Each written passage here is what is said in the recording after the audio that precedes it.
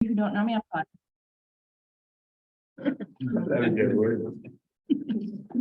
And thank you for those of you who signed up. I see Attorney Minicozy, familiar face. Haven't seen you in a long time. And Rose and Deb. So thank you. And for those of you who are on Zoom, if you want to interrupt me or wait for questions later, Rachel's going to be reading the questions. If you can't hear me, I'll repeat the question in the room because I think last time some people couldn't hear.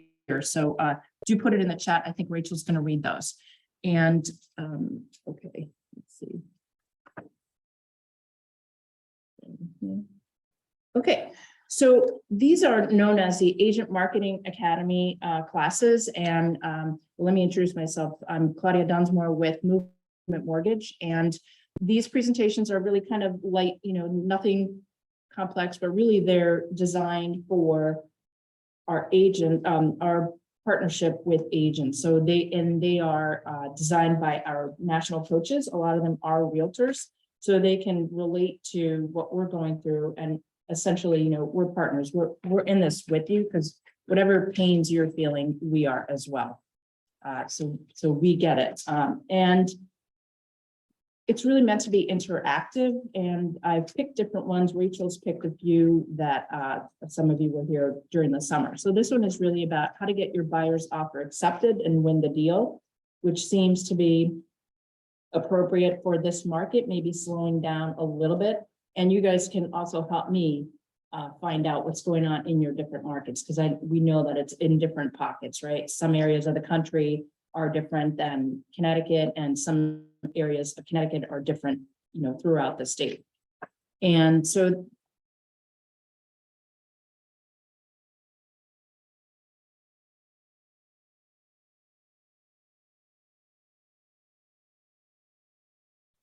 you have to point it at the screen.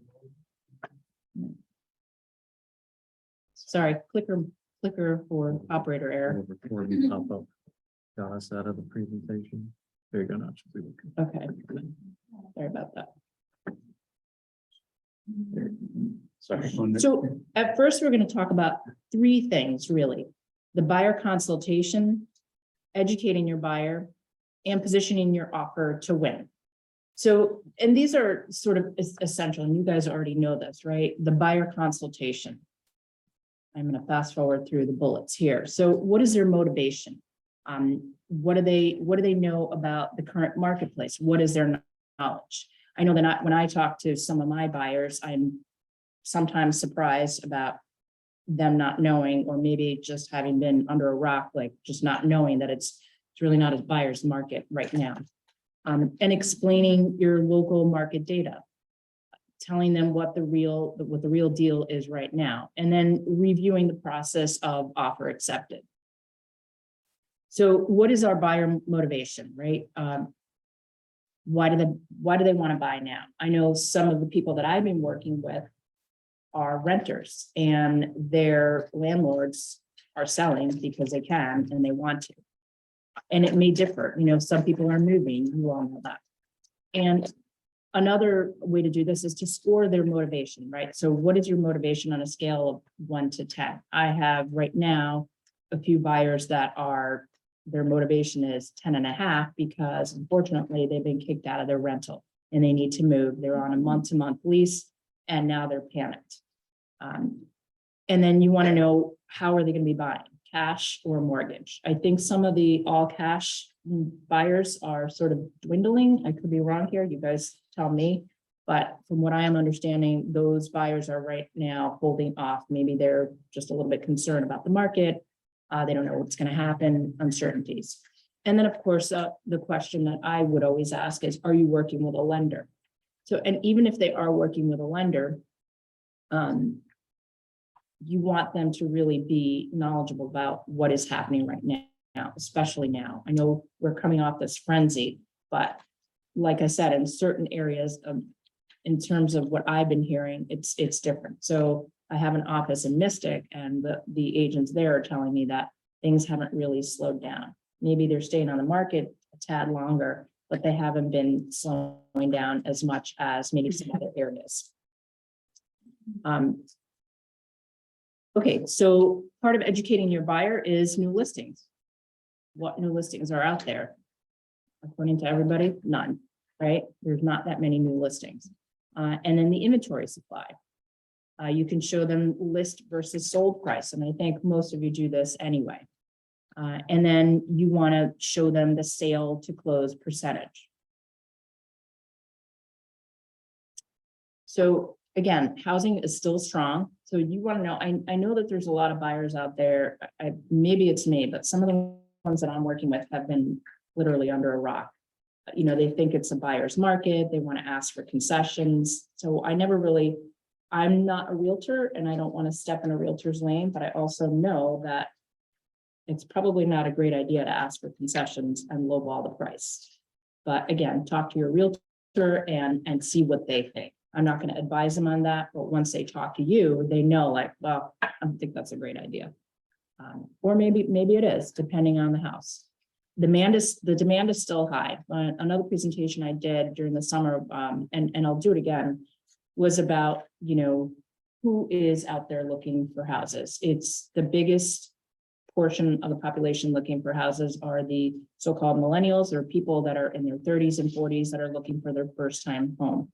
And that demand is not supposed to go anywhere anytime soon. So they will still be looking. People are still going to be buying. Rates are not low right now. So this is an older slide. And again, I actually edited this yesterday a little bit because, believe it or not, this presentation is only a few months old and the rates have gone up. But the competition is fierce. And one thing I don't ever want to talk about these days is the rates. The rates are what they are. But, you know, I'll certainly help educate anybody who wants to know. I just know that, and for you guys as well, you want to get off that topic. And I can give you some ideas there. The other thing is that, and I get into these conversations with some of my buyers too, because I hear it all, and you know, they tell me what they like, what they don't like, and whereas I'm really only helping them with the lending, I do refer back. I have a very close relationship with my realtors. So I also want to tell them, listen, for every house that you've seen, tell your realtor, what do you like? What don't you like? And really what it's the plus and minus column, right? And also ask them, what price do you think it'll sell at? There's most of the buyers out there right now are pretty well educated. They say they're not looking, but they really are. They're peeping on the internet. You know, when they call me, they're like, well, I'm not really looking, but yeah, you are, because you've gotten to this point. It's kind of like if you go into a mattress store, you're not sort of shopping for a mattress, you kind of need one. So if people are looking, and I think they see what prices are, you know, are what houses are going for, but it's good to ask them, like, what do you think? Like, put the ball back in their court. What do you think it's going to sell for? And also explain to them that they may not necessarily get a counteroffer. I know this past summer I was working, not so much now, but I was working with so many first-time buyers that, you know, will call me this, you know, Sunday morning at 7:30. Listen, do you mind sending me a new pre-approval because there's 27 offers on this house and I know we're not going to get it, blah, blah, blah. And, you know, you can tell the frustration. But so you want to make sure that their first offer does count. Again, who's going to lowball like drastically right now? And I know you have to present all offers, but I'm sure when you hear that, you want to cringe. And the other question that I like is, if you saw somebody else bought this house, sort of like, you know, if you saw that FOMO, right? Like if somebody bought this house for X number of dollars, would you have also paid that price? So let's say your budget was $250, or you were comfortable with $250, but it went for $275. Would you have paid for that? And of course, you want to position your offer to win, right? You want to call the listing agent. Now, I do this. I've always done this myself as a lender. I call the listing agent. A, I want to meet them. B, I want them to feel comfortable that my buyer is solid. And one thing that you want to do, and I do this from a relationship standpoint, I want to know what the listing agent is about, what they're looking for, And I know also they've been frustrated or, tired. They're dealing with so many so many offers that I think getting to know that agent and establishing a rapport is really important. And if you can ask, how many showings have there been? And again, it's about the relationship. I know I'm more of a relationship person than a transactional person, because I think that'll go much farther. I want them to trust me, and the same goes with, agents. And of course, your lender can help. One thing I did, and this slide actually is one that I corrected, but it didn't come over corrected. So what you want to do is sort of illustrate every $10,000 in offer. Right now, that number should be 70. I don't think the change took when I sent it over. So every $10,000 in price is a $70 difference in payment. So when people are, and I have this conversation with my buyers all the time, oh my God, like they're stuck on a number. But the reality is that if you really want to be in that house, if you need to buy, you need to move, you're pregnant with your fourth kid, whatever the case is, and now is, you want to get into a house now, they really need to sort of materialize what that cost is. And it's really, if you can do $70, it's really not a big deal. So sometimes when you illustrate it that way, or in different markets, again, this is $7 per 1,000 in price. These Is that what the current interest rate is? 7%? 7 1/8, 7 1/4. If it's a 30-year fixed, good credit. And we can talk about that more if we want. So I do this, like I said, I've always done this. I don't necessarily do a video text, but I do call the agent. I want them to know if the approval, and sometimes they already have a pre-approval, right? So I'm still going to help them. And I've had a lot of listing agents that I'm not necessarily doing the deal with, but they'll send me a pre-approval just to see if I can vet it. And on a number of occasions, I've said, listen, it says they're pre-approved, but if you look at bullet number 2, for example, it says no credit was run. And if you look at bullet number 3, it says that the information was put in by the borrower themselves. So like the online pre-approvals are all well and good, but there really is no beef to that pre-approval. So I'm always cautious when I talk to the listing agent. I will never say anything about, another lender, but I will look at that pre-approval and say, yes, it's good. No, it's not good. Meaning it really should be vetted, especially in this market where it's so competitive.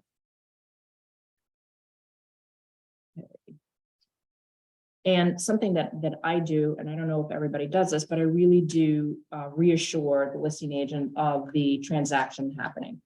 And one of the things that I've always done is I'm very thorough upfront. So what I tell people is I'm going to be a real pain upfront, but trust me, because anything that can go wrong, as you know, will go wrong in real estate. So tell me everything. This way I can navigate, whatever pitfalls, whatever things that could be happening. So I want to reassure the listing agent without telling them any fiduciary information. I'm not telling them, oh, they have, this amount of money in the bank. I will just say, yes, I've vetted their asset statements. I've run their credit. I've actually taken their pay stubs, any of those kinds of questions that are really important. The other thing, I don't know if a lot of you have used this, but I think most in the past year or so have used the escalation clauses. I think Deb and I were talking about it. You've used it. And so basically an escalation clause is in a real estate contract. It's sometimes called an escalator, and it lets a home buyer say, I will pay X price for this home, but if the seller receives another offer that's higher than mine, I'm willing to increase my offer by Y price. Now, this isn't for everybody, right? People have gotten into these frenzies. And what I always tell people, you really want to be comfortable with the payment. So if it's for you and you can afford this and you're comfortable, then fine. An example would be buyer X offers a house for $100,000. If another competing offer is received, the buyer's offer will increase by $2,000, for example, above the competing offer, up to $110,000. Again, this is where that illustration of what is $10,000? Well, it's $70 a month, right? So am I willing to do that? Yes or no? Now, if buyer Y offers $103,000, this is just the example, then the buyer X would automatically escalate to $2,000 above that. And buyer X has escalated to $105,000. So in this case, the buyer Y has outbid buyer X. So, I mean, I don't need to illustrate it further, but I think you know that for certain buyers, and obviously, you know your clients, you have to have that conversation. Are you comfortable with this payment? And mind you, what people qualify for is higher what they bring home, because we qualify on gross income. And so what I do as a lender is I'll say, and this is why we always ask, well, what do you pay in rent? And are you comfortable with that? And would you be comfortable being a little bit more uncomfortable for the short term?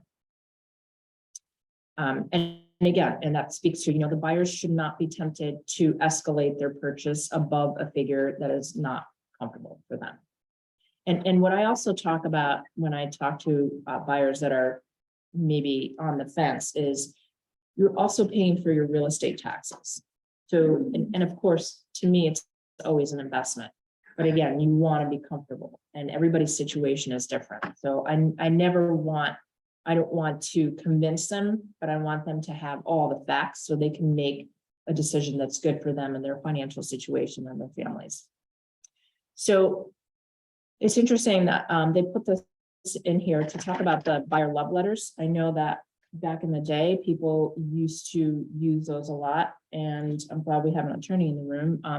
But a word to the wise about these buyer love letters, even though they seem harmless, these letters have recently raised some concerns about it could open up real estate professionals and your clients to fair housing violations.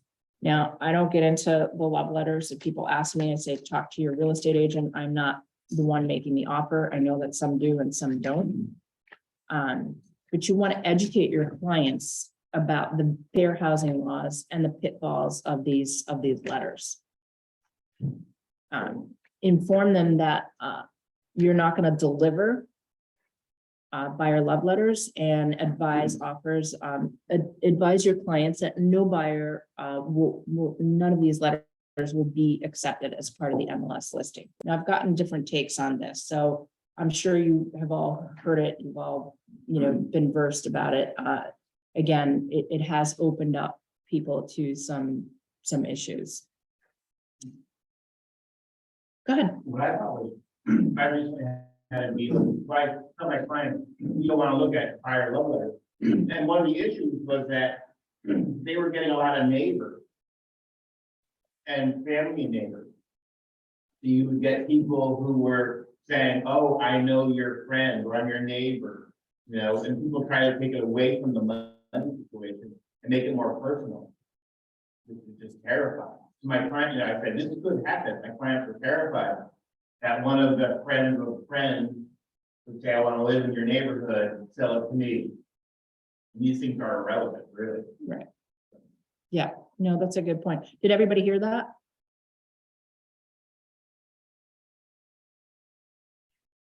Somebody's asking if you would be getting a recording, and yes, this is being recorded.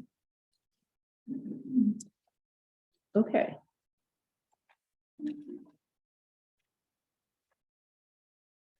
And again, you want to document all the offers received and the seller's objective reasons for accepting an offer, like you just said. So some of the things to improve your buyer's offer: you want to have minimal contingencies. Anybody step in here to tell me this isn't correct, but I'm pretty sure this is what's happening right now. You don't want to have too many contingencies. Financing contingencies being one of them. So what I do when somebody is selling a house and buying one, I try to qualify them conservatively as if they could carry both payments, even if they tell me, well, we're closing, anyway, 2 days later. I just want to make sure that nothing that can go wrong will go wrong. So that would be one of the contingencies. Again, you want to have strong financing, and that means different things to different people. And I can talk a little bit about that as well. In terms of, getting with your lender, larger down payment. I left that in here. I think that's important, but I'm not sure that it's the most important because, and I'll tell you why in a second. Larger down payment, of course, looks great to the seller, but sometimes from where I'm sitting, it also means is that they're giving up everything to put down on a house because that's the only way that they will qualify. So I know a lot of you don't think of it that way, but to me as a lender, once they close, it's not their house. So who cares how they get their financing? They've got it, they're done.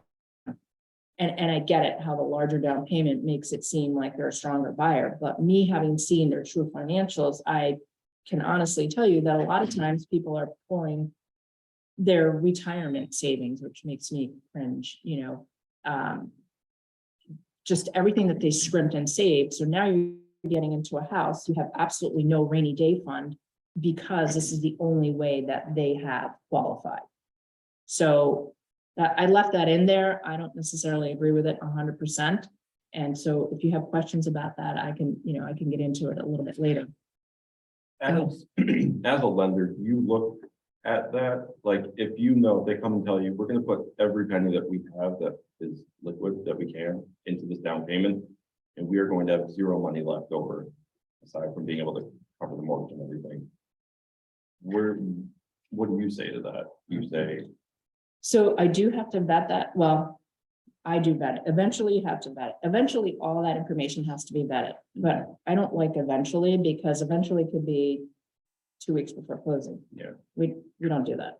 What I'd like to see, I do see upfront. Just show me the bank statement that has your down payment. If they say I'm getting it from my 401k, no, you can borrow from your 401k and pay yourself back. I would say that is a more savvy way to do it because you're paying yourself back with interest and you're using your asset as a loan, which you can do.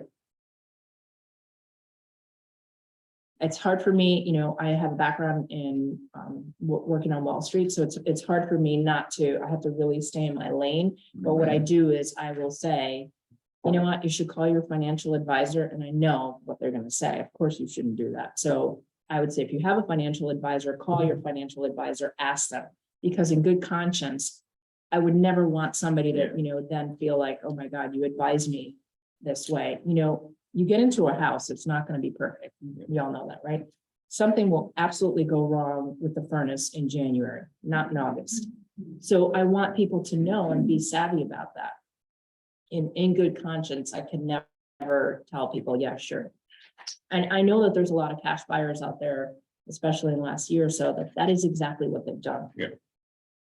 And I think now you have a lot of savvier or maybe more cautious buyers because now they're maybe worried about the economy. They're worried about, their portfolio hasn't done well. So now if you're liquidating that money, you've solidified your loss. So do I see it? Yes. Do I advise against it? Yes. But I do tell them to, call your financial advisor. Without a doubt, he's going to tell you, don't do that. Yeah. You can put as little as 3% down.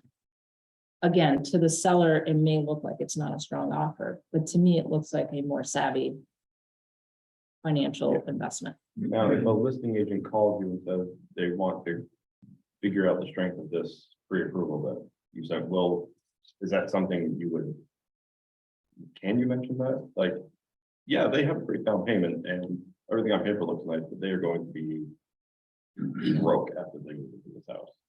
I wouldn't get into that. I wouldn't, wouldn't. no.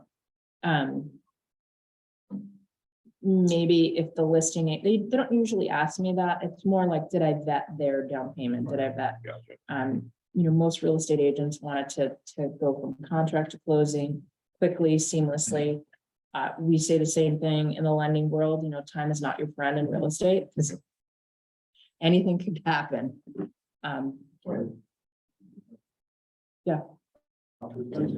Dates and differences.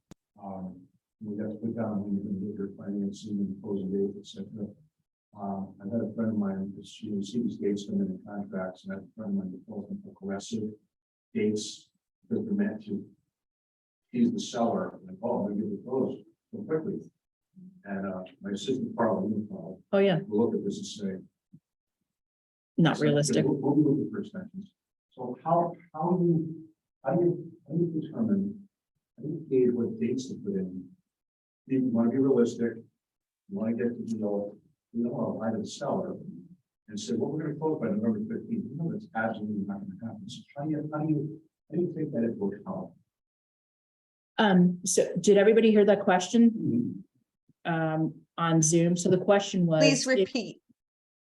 Okay, so the question is from Dave Minicozy. If you see aggressive timelines in the contract, how do you deal, or do you get back to the listing agent and mention that, or from a real estate, from an attorney's perspective, how do you handle that? Correct, Dave? Yes.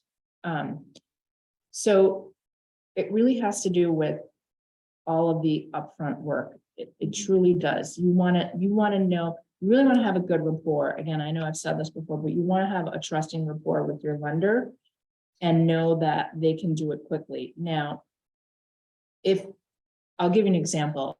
If it's a condo, it's going to make a difference between that and a single family dwelling.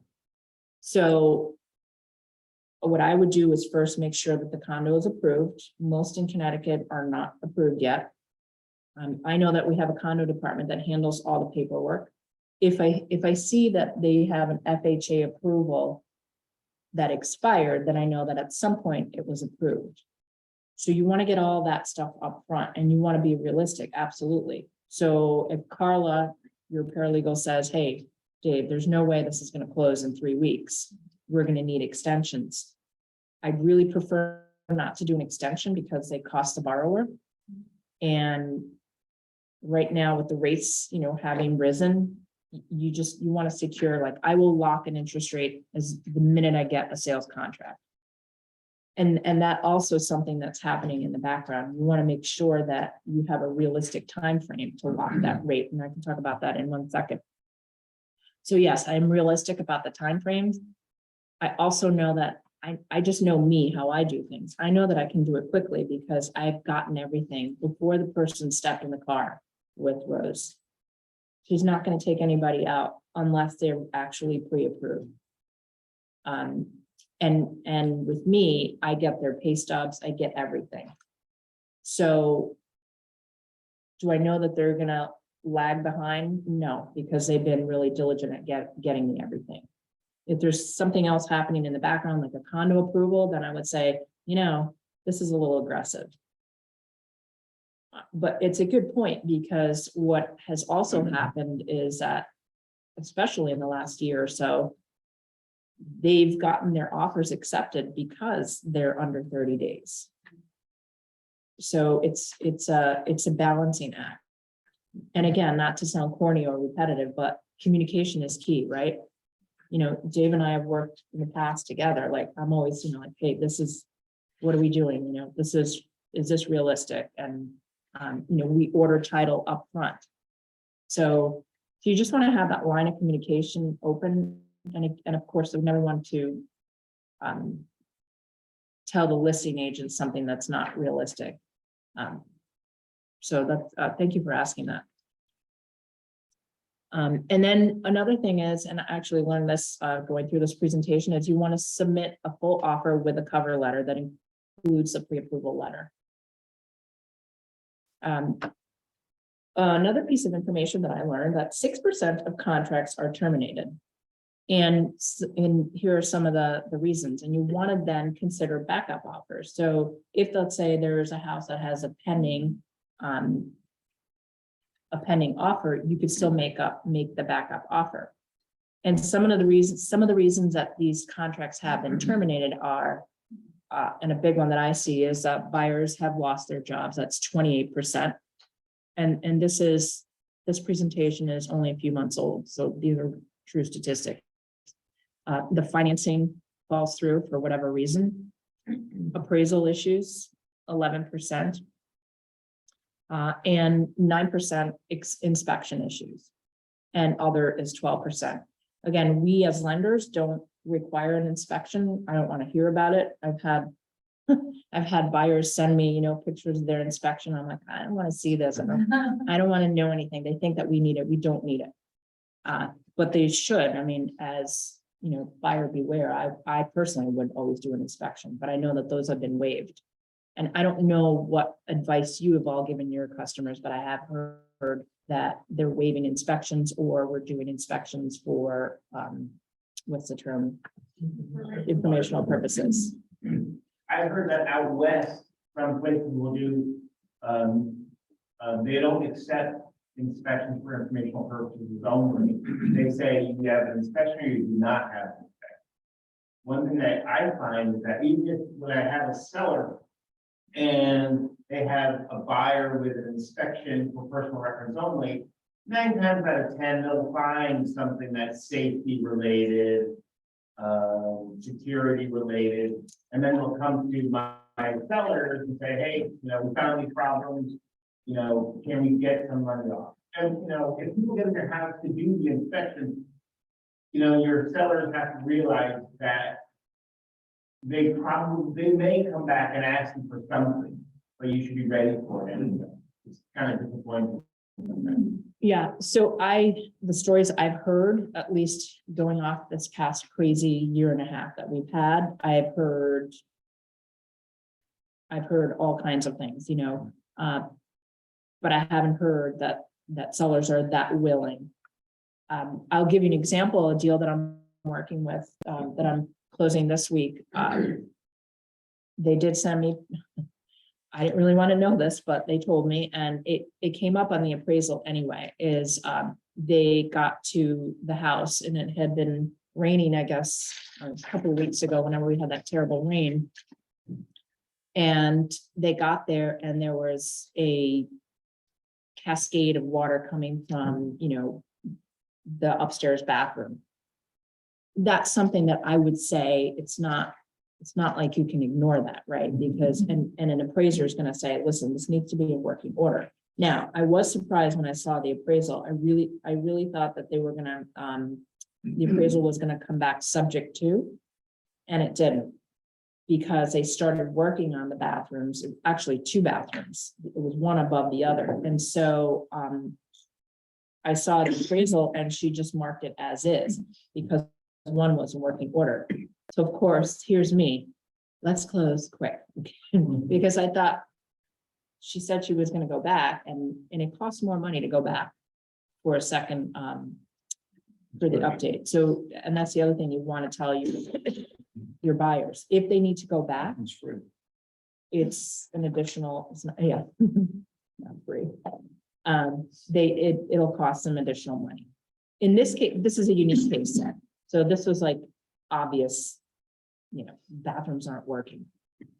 So while an inspection is way pickier than an appraisal, an appraiser is not going to say, you have to be able to live there.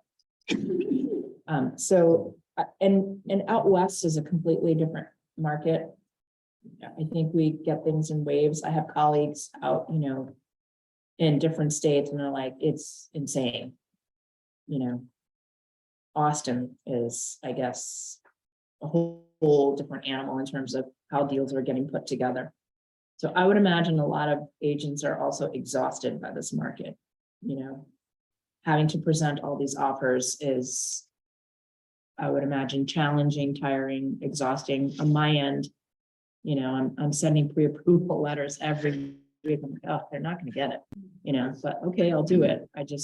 And every time I send a pre-approval, if I haven't talked to them in a month, I will ask them for another pay stub, and I'll ask, as silly as it sounds, just tell me you're still working, or just questions that I know could alter the pre-approval.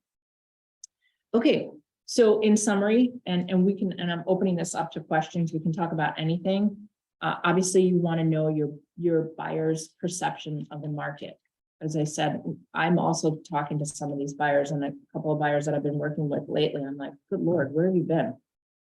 You know, they want concessions, they want lowball, and they want the perfect house. Oh, and by the way, they need to be out by December 31st.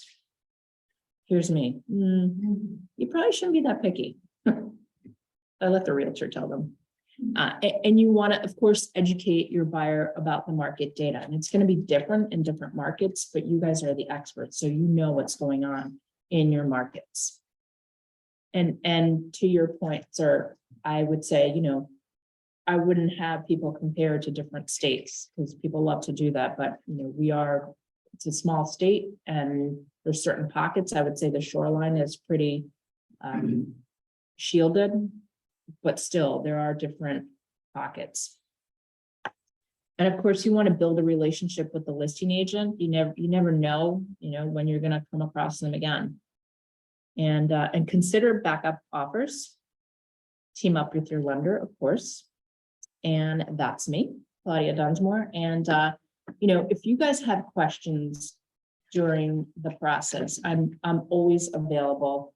I can help you with, you know, figuring out also one thing that I've told a lot of my realtor partners is you want to make sure that it's okay for you to ask questions like, you know, you're with them more than I am. So if someone says, hey, by the way, I'm a ferry operator, right? In your mind, at least in my mind, I would think this person seasonal, right? I have a gentleman who's closing hopefully tomorrow. This was a condo. It's closing in under 4 weeks. But I was really thorough upfront and mildly harassing of my team because I knew in the back of my head, I knew that this gentleman works hourly. He works 1 million hours.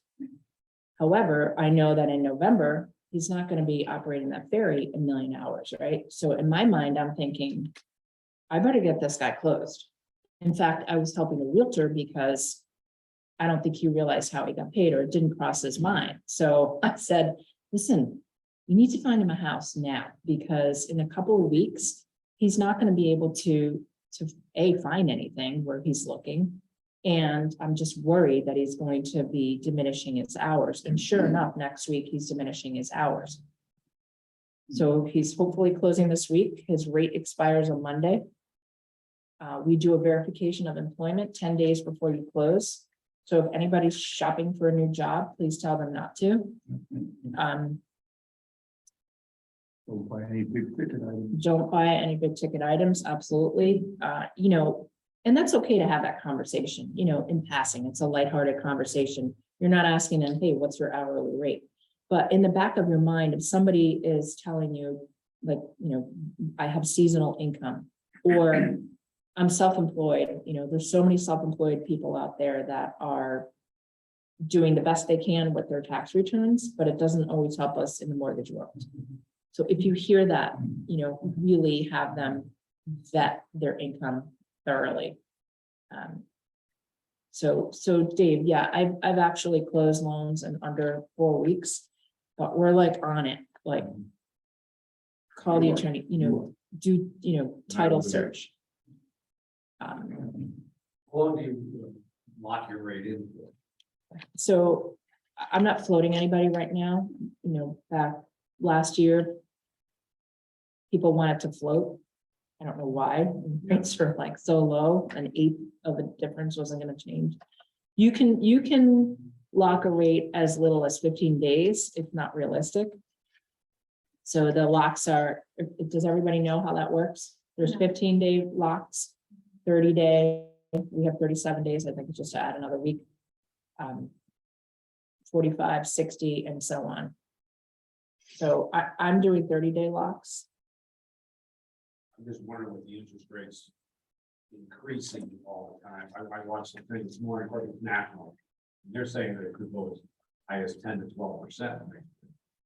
Whether that's truthful or not, I don't know. You know, I could see, I guess locking in, that protects the buyer, obviously, at a certain rate. But I didn't know if mortgage companies were gonna be, in fact, that's true, lessen that lock-in time.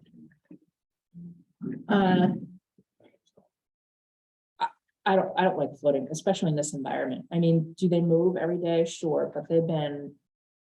I mean, they move, you get rate sheets 2-3 times a day in this environment. I mean, it's daunting. So I don't like to lock anybody because I just don't want to have that concern. It's the kind of stuff that would keep me up at night. And again, so for this gentleman, I locked at, I think we did a 30-day lock, but he was already approved when I locked him because I already had his information. And I sent the loan to the underwriter that morning and it was approved in a day, but they had everything. The only thing we were waiting for was the appraisal. And that's the other thing I tell people, don't wait on the appraisal because that's taking time, right? It could take 3 days, it could take 2 weeks. So in his case, I don't know what this like went, so. All right, I'm not gonna say it because he hasn't closed, but it went quickly thus far. So, and his appraisal came back in a day, which I was surprised at, and it came in 5,000 over what he offered, and he offered 5,000 over asking. And that's the other conversation you want to have. If an appraisal comes in lower, you want to have that conversation. Well, you want to put it back to the lender. Are you prepared to come up with the difference? If, let's say, the appraisal comes in lower. Because you have a lot of people sort of in that really tight range, and they don't have the extra money to come up with if their appraisal comes in short. I haven't seen it so far. I've seen them come in higher, but you want to make sure that they know that so that they're not disappointed. I have a question. Sure. If it passes a 30-day lock and they'd ask you, could you extend this a few more days? Would that cost the buyer? Yes. So the question is, and I'll answer, Nanette. Oh, hi. I'll answer that question as well. So the question was, is there a cost associated with extending the lock? And the answer is yes. So, and the way it works is it's a fraction of the loan amount. And so it's usually a fraction of either 1 day, 7 days, 10 days. And it typically paid by the buyer. So in this environment, and it may not be a lot, so it could be like if I had to extend the rate on this other particular buyer that's closing this week, hopefully, if I extend it for a week, it'll cost him $800. But it's based on his loan amount. And I can go into the mechanics with you, next time we're together. And Nan, so yes, the question is, do buyers pay more to lock their rate in 60 days versus 30 days? Yes. So that's why, and the answer is yes. So the farther out you lock the rate, the higher the rate is going to be, because you're basically paying for the security of having, you're paying a premium to have that rate for you. I haven't done a 60-day lock. I mean, unless somebody said, well, I'm not closing for 60 days, which again, I haven't seen, because most of the offers I've seen, brevity is really the preferred way to do things. So again, if you're not that I love to talk about rates, especially now, but if somebody's getting a quote from a bank and they're just calling and asking for a quote, that person's going to quote you the least possible rate. So they're going to quote you a 15-day rate, which is not really realistic. That means you would have to initiate the contract and close it within 15 days. Okay. They're going to quote you somebody who has a 720 credit score. They're going to quote you on a single family resident, and I'll expound on this too. It does make a difference what kind of property they're buying and the disposition. So are you buying a single family residence and you're going to live in it? That's the least rate, the lowest rate. Or are you buying a multifamily investment property? That is gonna be a higher rate. Condos are higher, second homes are higher. And just think of it this way, it's a higher risk. So you're paying a premium for the higher risk. Does that make sense? Yeah. So again, I'm not floating anybody right now. What about adjustable rate? They are coming about, they are, I don't think the market has as good an appetite right now for those particular rates. They are available, we have them, but we have them with points. So we do have adjustable rates and it may not be worth for the buyer to pay points. The other strategy that I've seen is, on a rate sheet, the higher the rate, the lower the points, and the points are just a premium that you pay to sort of secure that lower rate. So there's, 50 different rates scenarios for each type of buyer and home and credit score. So for this particular individual, let's say the rate is 6.5%, but they would have to pay 1.5. One strategy that I've seen, and I've suggested it, is if, let's say they don't have that money because it's a cost, let's say they don't have it, maybe what they could do is offer a higher price for higher than asking to incorporate that cost that the seller can pay, So not asking for a concession and a reduced price, but going up in price, because net, the seller is still getting the same amount, but it helps the buyer. So I've seen that strategy lately, just because it's not pretty. Do we think rates are going to go up a little bit? There's a lot of talk of it going a little bit, but there's also talk about rates coming down, maybe as soon as December, January. There's so many things tugging at rates. There's the bond markets, there's the stock market, there's the demand. The one thing that is unique is that the demand is still so high. And parallel with that are the rents. What's the average rent? Deb and I were talking about it. What's the average rent around here? To two bedroom house. Probably 18, 16, Yeah. 18. 1,800. I mean, I know people who are paying, $2,400 in rent for nothing spectacular. That's a good mortgage. So I always try to tell people, let's not focus on the rate. You're not going to be in the house forever.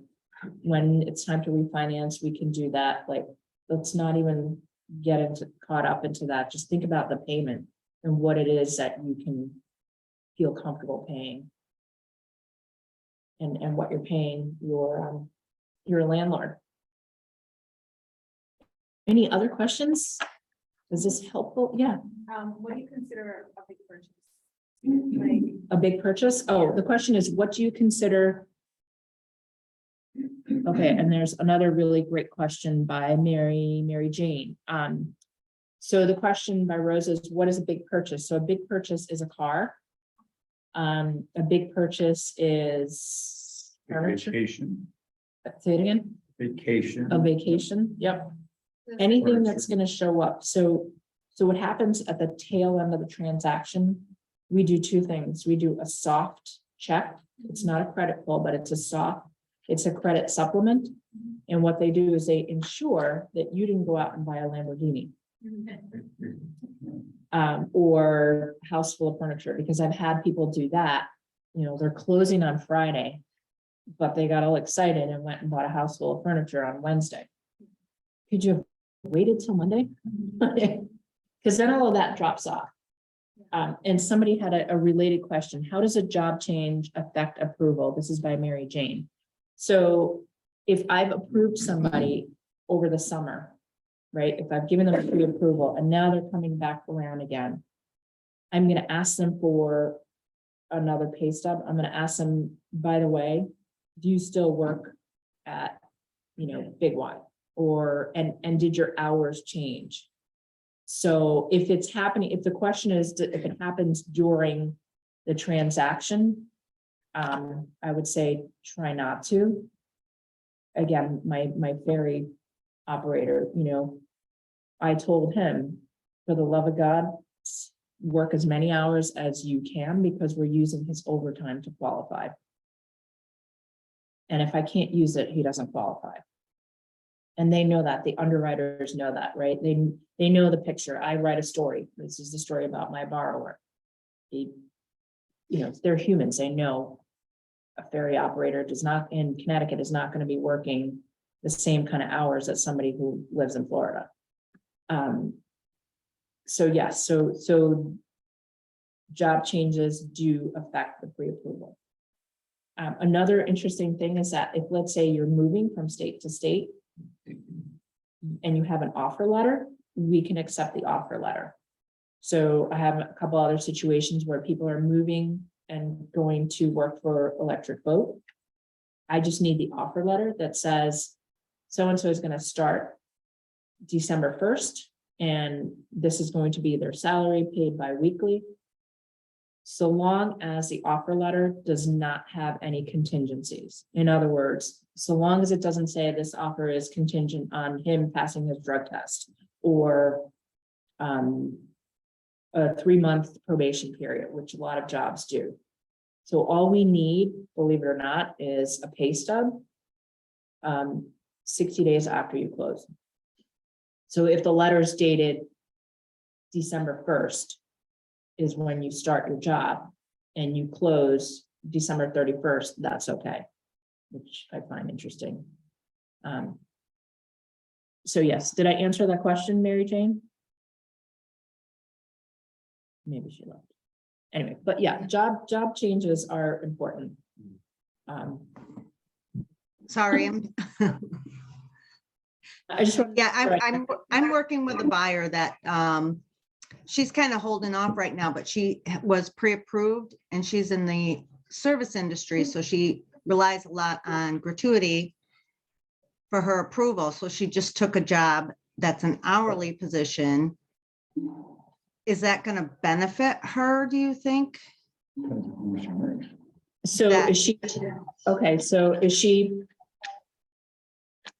guaranteed 40 hours? Because that's the other thing. And there are a lot of people, and unfortunately, because the way the pandemic has affected the service and hospitality industry, you have a lot of people shifting into different jobs or taking a couple of different jobs. And in order to have that gratuity count, she has to have had it for 2 years.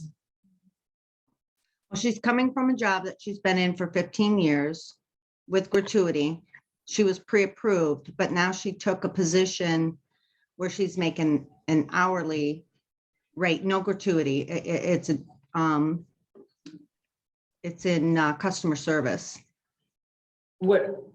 Will Can that you tell me reflect better? It So she'd be depends. working for a bank. Yeah. Okay, so she's probably working for a bank, getting a weekly. If she's working as like a teller or anything like that, she's probably getting paid an hourly rate, paid weekly, correct? Correct. So So that long would be as beneficial. she already left the other job. She's in transition right now. She starts on the Okay. 2nd of November. So yeah, But she already vacated the other job. I would have to see the numbers, but if, let's say she has it sounds to me that maybe she was worried about her hours diminishing at the other job. And maybe she was concerned. And so if this new job is an hourly rate job and they can guarantee that she gets 40 hours, I would say she's probably okay. It also depends on, what her purchasing power is, excuse me. And so what we do, and this is another thing that I do upfront, is I'll do a written verification of employment for somebody like her. So she is paid hourly, so our processors will do a written verification of employment, which means that there's a standard letter that goes out to her current employer. If she works at TD Bank or, Essex Savings, wherever, they'll send it to the HR person and then they will ask a question, what do you get paid? Are you guaranteed 40 hours? Because that'll make a difference. Does that answer your question? I Yes, would say thank you. so- Sure. Somebody has to relook at her numbers or look at it again. I wouldn't trust the numbers of when she was working at a different job. So the answer is, does a job change the approval? Yes. And it gets a little bit more specific in terms of how they get paid.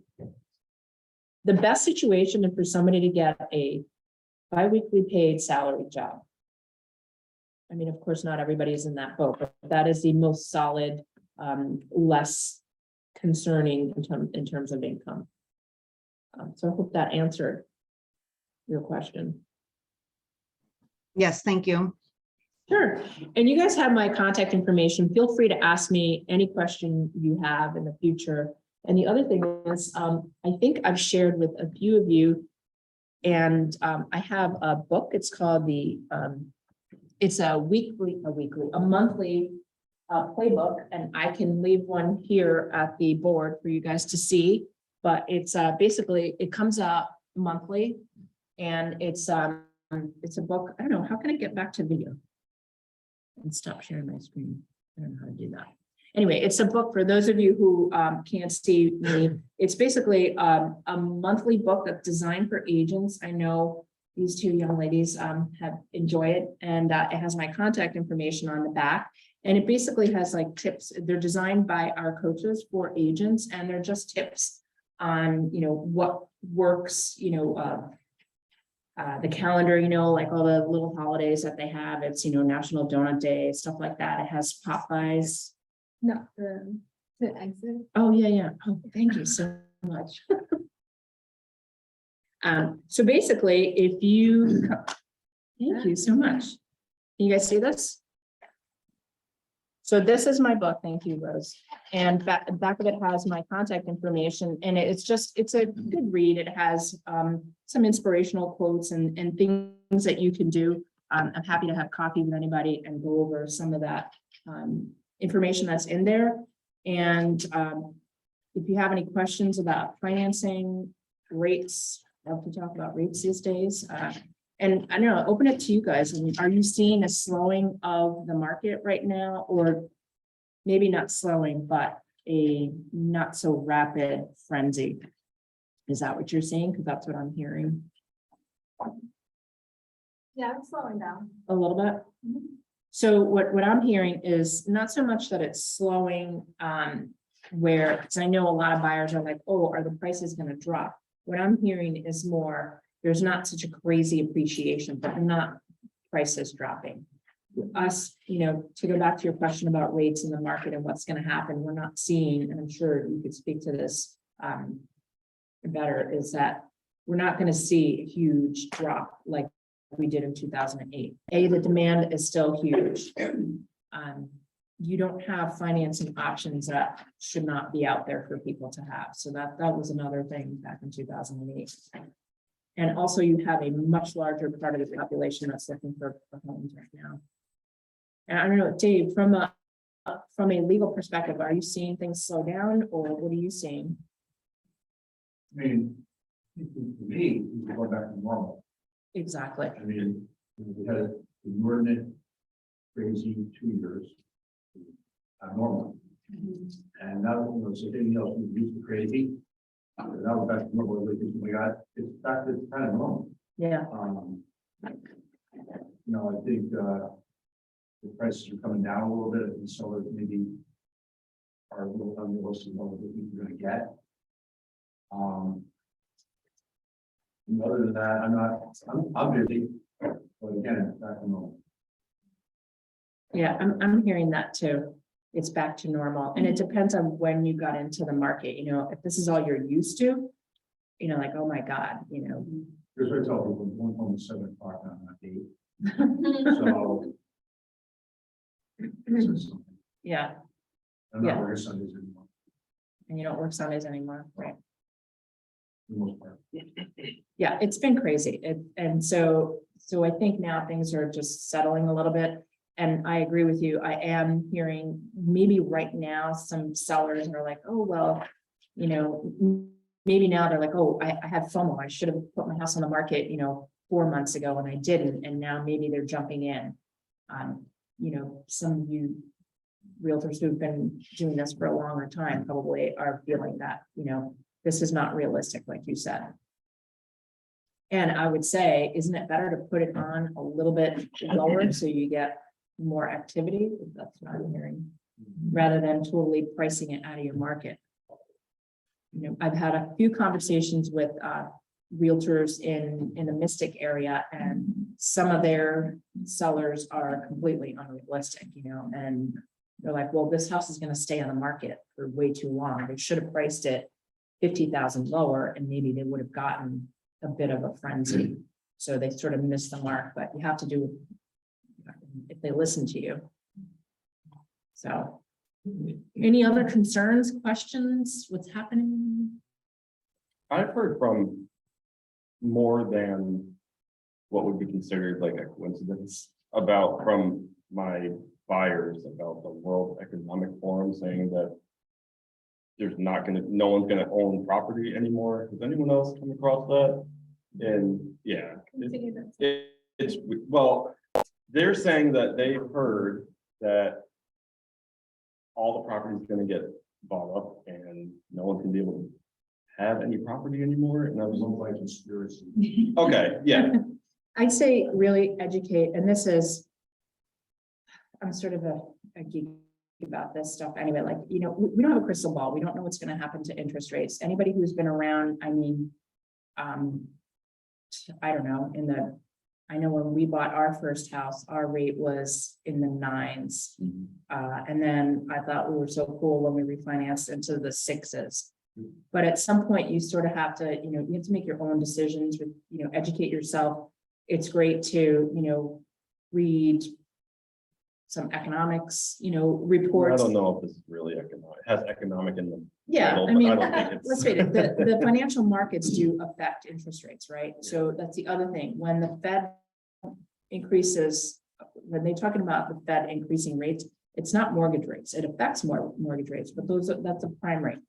It's the lending rate between banks or short-term rates, right? So credit cards or furniture credit cards or, cars, soft goods. I would say really educate yourself, in terms of where your information is coming from, but also, like talk to different people. It was just so weird because I've heard it from more than 3 or 4 people, and I'm just like, where are they getting this information from? And why is So, and what I also do sometimes is I really try to put, I don't want to say blinders on, but like I would tell my buyer, don't worry about what your cousin's rate was last year. oh yeah, That's his rate, so focus on you, focus on what's good for you. People are always going to buy houses. People are always going to want to buy a house. It's an investment in it's an asset, right? Whether it turns into a rental or not, that's, a later problem, but people are always going, that's why you're in this business, because people are hopefully going to always buy houses. And that's why we're in this business, right? I don't think people really want to be at the mercy of their landlords. And I think a lot of landlords are kind of getting out of the business too, because they're like, I've had it, and a lot of them also did lose out. There are a lot of people that weren't paying their rent for a long time. People who took the forbearance and really probably shouldn't have. So that, I don't know if you remember that. oh, Yeah. So I would definitely do a little research and, listen to your gut feeling. Talk to gentlemen like Attorney Minicozy. What can I tell you? don't listen to crazy people. Yeah, don't listen to crazy people. So, yeah, if you guys have any questions, I'm always around. You all can have a copy of my book. My number is in the back there. I'm happy to look at, even if I'm not doing that particular deal, if you're already working with a lender, I'll be very honest and tell you, like I've had a couple of listing agents, send me a picture of a pre-approval, and I'm like, well, first of all, it's a pre-approval that was from May. It's expired and the listing is in Florida. So I go with, I don't think so. So, you know, I'm happy to help answer any questions in that vein. And if you want to talk about anything else, I think it's always important to know, you know, we all stay in our lane, but like certain things to hear, like I'm a seasonal worker, or I changed jobs and forgot to tell you, kind of thing. So that's it. Hope you enjoyed your lunch, and we'll see you next month. And what I'm also doing is, if you want, I can come to your office and do a similar presentation, one-to-one, maybe a little bit more cozy, or we could do it wherever you know, I know you and I have had many coffees together, and you and I recently. So if you want me to do one of these, I have a list of presentations I can send. I think Rachel has it. We did a few this summer. Like I said, I did one that I had no business doing. It was about TikToks, but it was fun. And just little things to help you guys, really. We're partners, right? If you don't make money, we don't make money. And, you know, like I say to my buyers, time is not your friend in this environment. So let's get everything up front, and let's really do a thorough job together. That's it. All right.